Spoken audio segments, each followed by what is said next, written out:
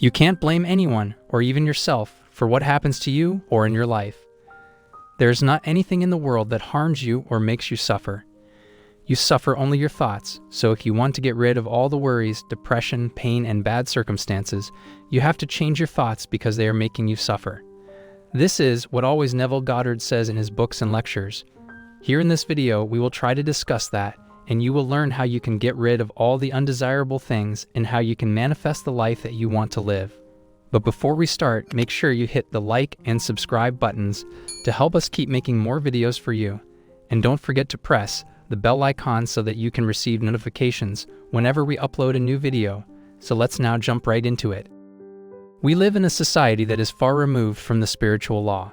The first thing that we do when our wishes don't come true is that we start blaming others.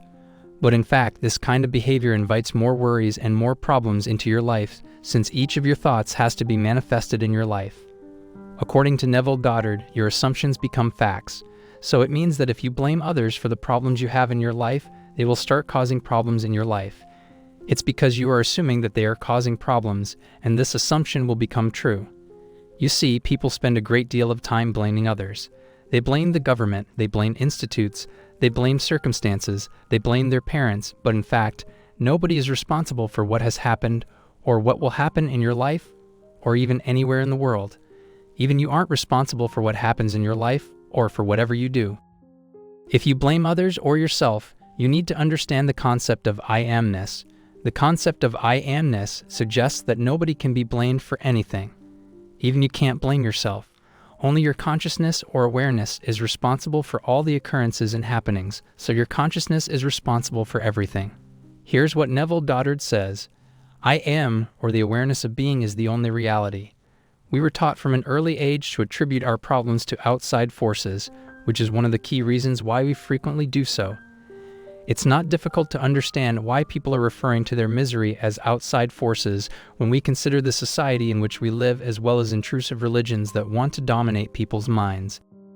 It implies that it is natural for us to place the blame for events in the world on something or someone. Furthermore, when there is no one else to blame, those who believe in an external God often even assign the guilt to God. The law, however, quickly makes it clear that no one is to blame, not even ourselves, because we didn't know any better in the first place. Neville Goddard says, "Your consciousness, my consciousness, is the only true foundation in the world." So according to him, consciousness is the only reality. Our consciousness, which is actually our I amness, is the foundation of everything. Our awareness is the only cause. So you don't need to blame others. You don't need to blame yourself. You don't need to blame God for what happened in the world. It wouldn't have happened if you weren't aware of it. Your consciousness made it happen because it made you aware of it. So your consciousness is the only cause. Everything we experience in the world is a result of our imagination or I amness. The shadow world is a manifestation of what you, I, and other people imagine.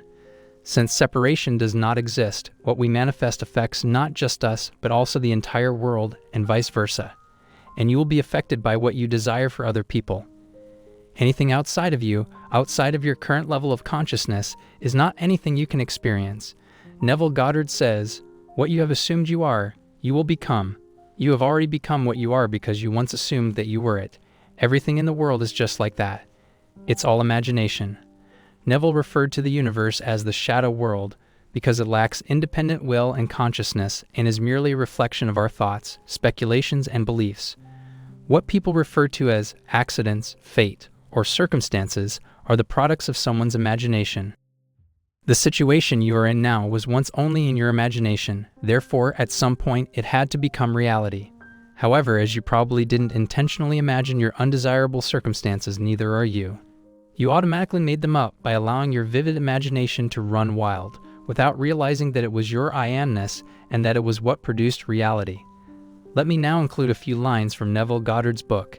Here's what he says: "When you and I really become conscious of being Christ, we too will straighten the arms of the withered and resurrect the dead hopes of men. We will do all the things that we could not do when we felt limited by our family tree. It is a bold step and should not be taken lightly, because to do it is to die. If John, the man of 3 dimensions, is beheaded or loses his 3-dimensional focus, Jesus, the 4th-dimensional self, may live." These lines have been taken from his lecture, "No One to Change But Oneself." Here he says that giving up on the encumbering beliefs that we have carried until now is to die in our John the Baptist self, which is our old self, our three-dimensional self, and to rise in our Jesus self, which is our fourth-dimensional self. Neville Goddard suggests that we leave behind all our beliefs because, according to Neville Goddard, by doing so, you buy the pearl of great price. You have to leave behind all the secondary causes and accept the fact that you are God. Simply put, don't trust the shadow world because it is not real. It is a 3D world that is in fact an illusion. The real world is our imagination, which is a 4D world. We have to go there to make changes in our 3D world. There is no power in the 3D world because it's old news. It is just a shadow. It is dead. In real life, the power to change your circumstances lies in your imagination because it is your I amness. You must wake up to the fact that you are the operant power and let go of all secondary reasons that you believe in. And if you have operant power, neither nobody nor anything can do anything for you. So, for example, giving over your own power to a tarot card reader by thinking that they can tell you what to do or what to expect additionally, it shows that you think your surroundings and yourself are separate from one another. Nobody can picture your life more accurately than you. When you believe that whatever thing or person has more power than you, your God self, you are giving your power away. Your whole world and your whole reality are imagined by you. Neville Goddard says, I am is not interested in man's opinion. All its interest lies in your convictions about yourself. What do you say of the I am within you? Can you answer and say, I am Christ? Your answer or degree of understanding will determine the place you will occupy in life. Do you say or believe yourself to be a man of a certain family, race, nation, etc.? Do you honestly believe this about yourself? Then life, your true self, will cause the conceptions to appear in your world, and you will live with them as though they were real. You can't blame anyone because your whole world and everything that it contains is imagined by you. This concept is hard to accept for many people, but when you understand it, you will become unstoppable. Now, if your current situation isn't in accordance with your desire, it doesn't mean that it can't be manifested. It simply means your state isn't in accordance with your desire. If you want to experience your desire, you may have to jump into another state where you can do so. According to Neville Goddard, you can't experience a state that is outside of your state of consciousness. And logically, it makes sense. Do you think you can experience something you aren't even aware of? Do you think you can experience something you can't even imagine? It is completely impossible. You can only experience those things that you can imagine and visualize, because feelings come from imagination and visualizations. So to experience a particular thing, you must be in a state where you can experience the desired thing. You must enter the state of being healthy if you want to be healthy. You must enter the state of being wealthy if you want to be wealthy. You must enter the state of being successful if you wish to succeed. You must enter the state of being in a relationship with the love of your life if you really want to be in a relationship. Well, in the manifestation community, people use many methods or techniques. They use affirmations or they do visualizations. These are actually tools that help us get there. When you want to manifest a desire but you can't imagine it, or if you have some negative thoughts, you can practice some techniques or write a scene and imagine it. It will help you get into the state of having your desires manifested. So if your thoughts are preventing you from manifesting your desire, you can make use of some affirmations or any technique that can help you change your thoughts and manifest your desire. If you are now living a life that you don't want to live, it can be changed by changing your imagination and consciousness.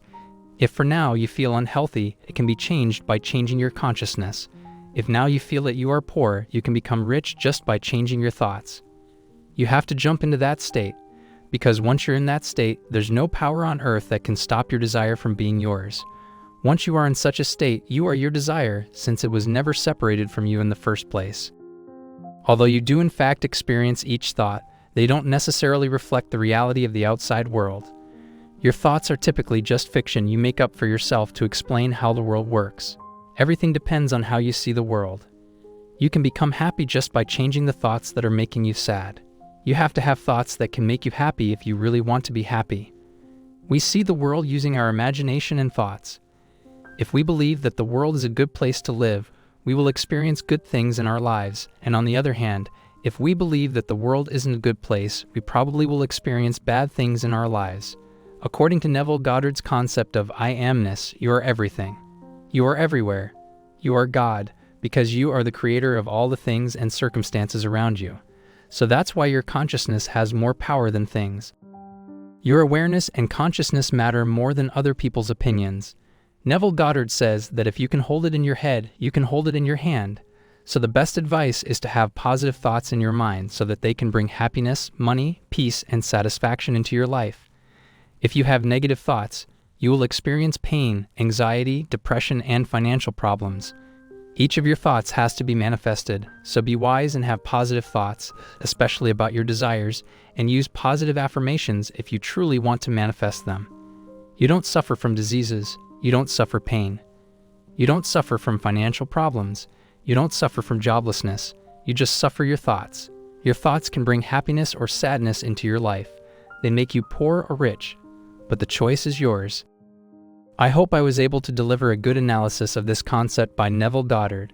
And of course, this doesn't mean we agree with every single thing he said or believed in, because in the end, everyone will form his or her own opinion, and that is why we are analyzing and discussing his ideas and methods to fully understand his approach and general ideas, as he was a great teacher and inspired millions of people around the world.